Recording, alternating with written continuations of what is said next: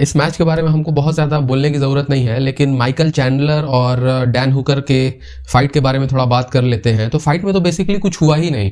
पहला बात कि हमको ऐसा लग रहा था कि माइकल चैंडलर जो है वो बेलाटोर का चैंपियन है, और उसका जाके आप रेज्यूमे देखिएगा तो it's a very long a very good resume. और हेंडरसन को उसने हराया भी है। लास्ट फाइट उसकी हेंडरसन की साइड थी, और उसके बाद से उसको मतलब यूएफसी में भी वो चैंपियन रह चुका है बेसिकली। तो माइकल चैंडलर के बारे में हमको ऐसा लगता है कि यूएफसी फाइटर्स लोग जानते होंगे, क्योंकि बेलाटोर को अब वो माइनर लीग्स के तरीके से मत देखिए। बेलाटोर इट्स लाइक आप कह सकते हैं कि एक लेवल डाउन है यूएफसी से, और यूएफसी के पास ही सबसे अच्छे एथलीट्स होते हैं, क्योंकि आप ही सबसे ज्यादा यूएफसी ही सबसे ज्यादा पे करती है। लेकिन तब भी Michael Chandler was like a real deal man, और पहले से ही वो रियल डील था। लेकिन हमको ऐसा लगता है कि फाइट देखने के बाद हमको ऐसा लगता है कि डैन हुकर उसको जानता ही नहीं था, क्योंकि बहुत ज्यादा वो फ्रीज हो गया था। डैन हुकर जैसे हम लोग जानते हैं, और डैन हुकर को क्या करना चाहिए, डैन हुकर को उसको थोड़ा डिस्टेंस पे रखना चाहिए, क्योंकि माइकल चैंडलर कब फाइट स्लो स्टार्ट करता है, कभी नहीं फाइट स्लो स्टार्ट करता है। He is like a very fast starter,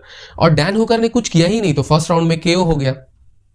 अब इस फाइट के बारे में यही सिर्फ बोल सकते हैं कि डैन हुकर जितना अच्छा फाइटर है वो, और मतलब हमको ऐसा लगता है कि अभी भी टॉप 10 में तो बेसिकली रहेगा ही, लेकिन एक तरीके से जो ब्लड स्वेट एंड टेयर, जिस तरीके से वो इतना ब्लडी बात फाइट करके वो टॉप 6 में आया था, अब फिर उसको अब नीचे जाना होगा। और एक दो फाइट के बाद मतलब अगर उसका सपना होगा चैंपियन बनने का, तो इट्स लाइक जो थोड़ा सा दूर था एक दो फाइट, अब वो 3-4 फाइट दूर हो गया।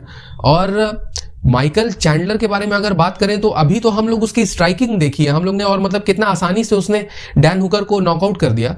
तो he is one of the best wrestler in MMA game, और लाइट वेट डिवीजन में अभी यूएफसी या एमएमए गेम में खबीब के बाद अगर कोई रेसलिंग में मास्टरी किसी को हासिल है, तो हमको ऐसा लगता है कि माइकल चैंडलर के पास है। उसका स्ट्राइकिंग से अच्छा हमेशा रेसलिंग रहा है, और इस फाइट में उसने सिर्फ अपनी एथलेटिक एबिलिटी और स्ट्राइकिंग दिखाई है। तो आप इमेजिन कर सकते हैं कि उसको रेसलिंग में बेसिकली, तो आप किसी का भी नाम ले लीजिए, तो अगर I don't know what going to happen, लेकिन माइकल चैंडलर ने जिस तरीके से इस फाइट को खत्म किया, जिस तरीके से उसने प्लान बनाया और इस फाइट का, और मतलब उसको एग्जीक्यूट किया, मतलब उसको क्या करना था, he wants to just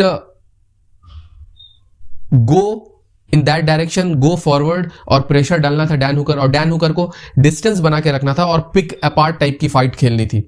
Dan Hooker freeze हो गया, एकदम टिमिड लग रहा था, और माइकल चैंडलर एक दो किक्स विक्स या एक पंच दो पंच के बाद डैन हुकर जब चैंडलर को मारा, तो उसके बाद से माइकल चैंडलर को पता चल गया कि ही हैज नॉट, मतलब उसके पास वो पावर नहीं है जो हमको नॉकडाउन कर सकता है। तो माइकल चैंडलर थोड़ा ज्यादा और कॉन्फिडेंट हो गया, और मतलब अब प्रेशर बनाता गया, और उसके बाद से मतलब फाइट वाज लाइक बहुत ज्यादा वन साइडेड थी। और हमको ऐसा लग रहा था कि हमको पता था कि माइकल चैंडलर मतलब वो एक अनदर लेवल पे है, लेकिन ये भी जरूरत थी कि यूएफसी में डायरेक्ट उसको टाइटल फाइट नहीं देनी चाहिए। और अभी भी उसको मिलेगी कि नहीं मिलेगी, क्योंकि डस्टिन पोरिये मना कर रहा है टाइटल फाइट, लेकिन हमको ऐसा लग रहा है कि माइकल चैंडलर मतलब डिजर्व तो करता है, जिस तरीके का उसने उसको मतलब जिस तरीके का परफॉर्मेंस दिया, और जिस तरीके का उसके पास उसका रिज्यूमे है। और माइकल चैंडलर के बारे में अगर आप ये भी सोचिएगा कि वो इतना ज्यादा यूएफसी ने उसको पे किया है, और बेलाटोर ने पे नहीं किया था, इस वजह से वो यूएफसी में आया है। बेसिकली आप लोगों को पता नहीं है तो बता दें कि बेलाटोर में फाइनेंशियली मतलब डिस्कशन के बाद ही मतलब उतना ज्यादा पैसा वो मांग रहा था जो बेलाटोर नहीं दिया। या ऐसा नहीं है कि बेलाटोर आपको कह सकते हैं कि उसने देखा कि उतना ज्यादा वैल्यू प्रोपोजिशन नहीं है, तो इस वजह से बेलाटोर ने उसको रिलीज कर दिया, और यूएफसी ने तुरंत साइन कर लिया। और मतलब ही इज द गाय, और जो वो कहता है कि he is not for came in the UFC for long time, he came here for the good times. और उसके बाद से पोस्ट कॉन्फ्रेंस में मतलब फाइट में मतलब ऑक्टोगॉन में ही उसने जो बोला है, खबीब को बुलाया, और 29 एंड ओ नहीं 29 एंड चैंडलर हो जाएगा। तो यूएफ मतलब हमको अब लगता है कि जिस तरीके से फाइट खत्म, यूएफसी 257 खत्म होने के बाद खबीब ने बोला कि Dana White is the guy, और मतलब हमको उसकी रिस्पेक्ट करनी चाहिए, अब सब एमएमए फैन को रिस्पेक्ट करनी चाहिए। इंस्टाग्राम में खबीब ने पोस्ट किया था, तो मतलब हमको अब लगता है कि 99.9%, और इसकी बात की भी हमको खुशी है जो खबीब ने अपना बात रखा था उस पर वो ही इज ऑन इट, और मतलब ही इज रिटायर्ड, और Khabib is on that another level. और डस्टिन पोरिये को चैंपियन अभी बनना चाहिए, मतलब उसके पास अभी बेल्ट होना चाहिए, ये भी हमको ऐसा लगता है।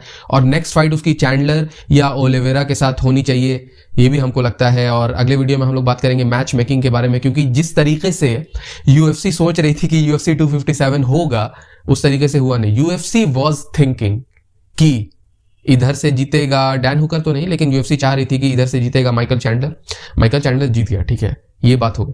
लेकिन UFC का पैसा बहुत ज्यादा लगा था कॉर्नर मैग्रेगर के पास, और कॉर्नर मैग्रेगर जीता नहीं है, KO हुआ है। और इस वजह से कॉर्नर मैग्रेगर का काफी ज्यादा जो स्टॉक है वो डाउन होगा। और पेपर व्यू जो मतलब एक तरीके से फ्यूचर में डेना वाइट ने सोचा होगा, या UFC is like a company, जिस तरीके से वो फॉरवर्ड 2021 में 3-4 फाइट कॉर्नर मैग्रेगर को बड़ी बड़ी देना चाह रही थी, उतनी ज्यादा अब नहीं हो पाएगी। मतलब फर्क तो पड़ेगा, और this loss is gonna hurt Conor McGregor. लेकिन चैंडलर के बारे में क्या कहें? चैंडलर का डेब्यू हमको याद नहीं है 5-6 साल में कि UFC में इतना अच्छा डेब्यू किसी ने दिया है, और इतना ज्यादा प्रेशर होने के बावजूद तो congrats to Michael Chandler. And आगे देखते हैं क्या होता है।